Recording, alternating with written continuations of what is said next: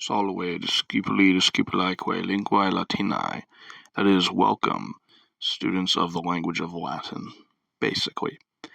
Welcome back to another video on Latin, and this time around I'm going to be covering the present system, which I briefly touched on in the last video. This time I am back with a slightly closer look at the present tense. There's not really a whole lot to get into, other than just a brief explanation on how these endings work.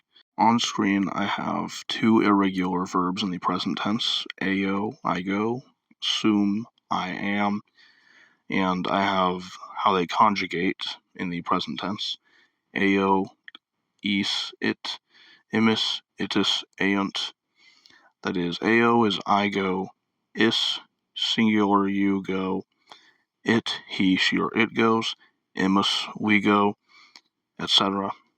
Same for sum es est, sumus estis sunt, I am, singular you are, he, she, or it is, etc. The imperfect tense is just ongoing action in the past tense. For example, you could say, I was going, I kept going, or I used to go. Latin doesn't really make a distinction between those things, but the imperfect can be used for those three things.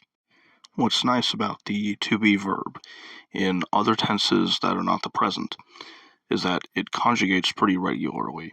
Eram, eros, erat, eramus, eratus, erant.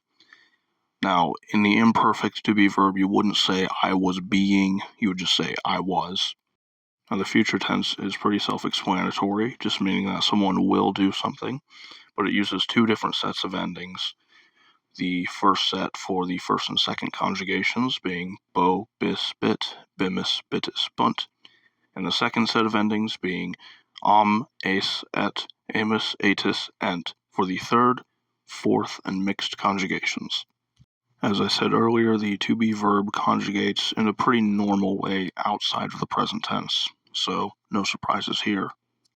Just like last time, I have left some sample translations just to give you a basic idea of how this stuff works.